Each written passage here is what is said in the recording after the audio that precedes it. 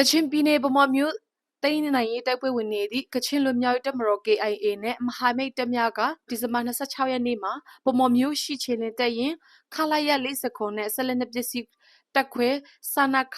641တို့ကိုတင်ပိုက်ထားနိုင်ကြောင်းသိရပါတယ်။ခင်ဦးမြို့နယ်အရှိဖက်ချမ်းမြေနီရှိုကြီးရွာအနီးရှိစတာလင်းဆိုင်ဓမင်းစောက်ဖွေစုံနဲ့ဆိုင်ခန်းများလမ်းကျောပိတ်ဆို့မှုကြောင့်ရနာထားသောခရီးသွားကုန်စီကားစီတေကားများနဲ့စီပေါက်စာကားတို့အားအကြမ်းဖက်အာဏာသိမ်းစစ်တပ်ကဒီဇင်ဘာ29ရက်နေ့နေ့လယ်12:40မိနစ်ခန့်ကဂျက်ဖိုက်တာတစ်စီးနဲ့ MI35 တစ်စီးတို့ကိုပုံကျတက်ခိုက်သည့်အတွက်အယက်တပြည်သူ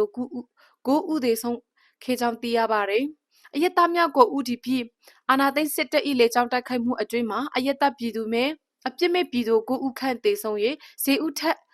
ထိခိုက်ဒဏ်ရာများရရှိပြီးစီပေါက်စာစီတေကားနဲ့ဂုံစီကားများစုစုပေါင်း9စီးခန့်အထီးမိလောင်ပစ္စည်းဆုံးရှုံးခဲ့ရသည်ဟုကင်ဦးမျိုးနဲ့ပြည်သူ့အုပ်ချုပ်ရေးအဖွဲ့ကတည်ပေးထားပါတယ်။ဒီဇင်ဘာ28ရက်နေ့မှာစစ်ကော်မရှင်ကျင်းပမဲ့ပါတီစုံရွေးကောက်ပွဲမှာချင်းပြည်နယ်ဟာခမျိုးနယ်နဲ့တီးတိမ်မျိုးနယ်တို့မှာမနေ့ဒီဇင်ဘာလ26ရက်နေ့ကမြို့နယ်ပြင်ပကမေးပေးသူတွေကြိုတင်မေးတွေရေတွက်ရပြည်ထောင်စုကျန်းခိုင်ရေးနဲ့ဖွံ့ဖြိုးရေးပါတီကပြိုင်ဖက်ပါတီတွေကိုမေးရချီနဲ့အပြတ်သက်အနိုင်ရနေတယ်လို့ချင်းဝေါ်မီဒီယာရဲ့တရင်အရင်အမြစ်တွေစီကနေသိရပါတယ်။စစ်ကော်မရှင်ပြုလုပ်တဲ့ရွေးကောက်ပွဲကြိုတင်မေးတွေကိုရေတွက်ရမှာဟာခမြို့နယ်ပြည်သူ့လက်တော်မေဆန္ဒနယ်မှာခုမီအမျိုးသားပါတီက73မဲချင်းပြည်သစ်ကွန်ဂရက်ပါတီက40မဲပြည်ထောင်စုကျန်းခိုင်တဲ့ဖွံ့ဖြိုးရေးပါတီက628ဆိုတဲ့မဲအရေးအတွက်အပြတ်အသတ်နဲ့နိုင်တယ်လို့အမျိုးသားလွှတ်တော်အတွက်မှလည်းပြည်သူ့ရှေ့ဆောင်ပါတီက19မဲ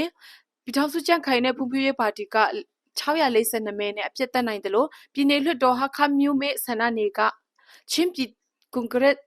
ပါတီက42မဲရပြီးပြည်ထောင်စုကျန်းခိုင်တဲ့ဖွံ့ဖြိုးရေးပါတီက638မဲနဲ့အနိုင်ရရှိတာကိုတွေ့ရပါတယ်။အလားတူတီတေမျိုးနဲ့ပြည်သူ့လွှတ်တော်မေဆန္ဒနယ်မှာလည်းချင်းပြည်တစ်ကွန်ဂရက်ပါတီက22မဲဇူမီမျိုးသားပါတီက68မဲရရှိပြီးပြည်ထောင်စုကျန်းခိုင်ရေးနဲ့ဖွံ့ဖြိုးရေးပါတီက184မဲရရှိပြီးအမျိုးသားလွှတ်တော်အတွက်လည်းချင်းပြည်တစ်ကွန်ဂရက်ပါတီက14မဲဇူမီပါတီက90မဲပြည်သူ့ရှေ့ဆောင်ပါတီက2မဲရပြီးပြည်ထောင်စုကျန်းခိုင်ရေးနဲ့ဖွံ့ဖြိုးရေးပါတီက189မဲရရှိပြီးပြည်내လွှတ်တော်နေရာအတွက်တီတေမျိုးနယ်မှာဇူမီအမျိုးသားပါတီက83မဲချင်းပြည်တစ်ကွန်ဂရက်ပါတီက18မဲပြည်ထောင်စုကျန်းခိုင်တဲ့ဖွံ့ဖြိုးရေးပါတီက183မဲနဲ့မဲအရေးအတွက်အပြည့်တဲ့နဲ့အနိုင်ရတာတွေ့ရပါတယ်။မဲစင်းမှာပါရှိတဲ့သက်ဆိုင်ရာမျိုးတွေကနေပြည်တွင်းပြည်ပမှာရောက်ရှိနေတဲ့ဆန္ဒမဲပေးပိုင်ခွင့်ရှိသူတွေကကြိုပေးတဲ့ဆန္ဒမဲအရေးအတွက်တွေဖြစ်ပြီးဒီဇင်ဘာလ26ရက်နေ့မှာဖွင့်လှစ်ရတွေ့ခဲ့တာတော့လည်းသိရပါတယ်။အပိုင်း3အပိုင်းခွဲပြီး2026ခုနှစ်ဇန်နဝါရီလအတွင်းအပြည့်သက်ကျင်းပရစီစဉ်ထားတဲ့ပါတီစုံဒီမိုကရေစီထွေထွေရွေးကောက်ပွဲမှာချင်းပြည်နယ်မှာအရင်ကရွေးကောက်ပွဲတွေပြုလုပ်ရန်ကြေညာထားတဲ့ထန်တလန်ဖလမ်နဲ့တွန်းဇံမြို့နယ်တွေဟာအပိုင်း3မြို့နယ်စီးရဲမှာလည်းပါဝင်လာခြင်းမရှိတော့ကြောင်းရွေးကောက်ပွဲကိုဟာခနဲ့ဒီဒီမျိုးနယ်မျိုးမှာသာကျင်းပမှာဖြစ်တယ်လို့ရွေးကောက်ပွဲကျင်းပမိမျိုးနယ်စီးရဲများအရာသိရှိရပါတယ်ရှင်။အာနာသိန်းစစ်ကော်မရှင်ဟာပါတီစုံဒီမိုကရေစီအထွေထွေရွေးကောက်ပွဲကိုမနက်ဖြန်ဒီဇင်ဘာ28ရက်နေ့ကစလို့ရွေးကောက်ပွဲပထမအပိုင်းကျင်းပတော့မှာဖြစ်ပြီးရွေးကောက်ပွဲကိုဇန်နဝါရီလအကုန်ထိအပိုင်း3ပိုင်းခွဲကကျင်းပမှာဖြစ်တယ်လို့သိရပြီးတော်လှန်ရေးအင်အားစုတွေဖက်ကတော့စစ်ကော်မရှင်ကျင်းပမယ့်အတုအယောင်ရွေးကောက်ပွဲအတွက်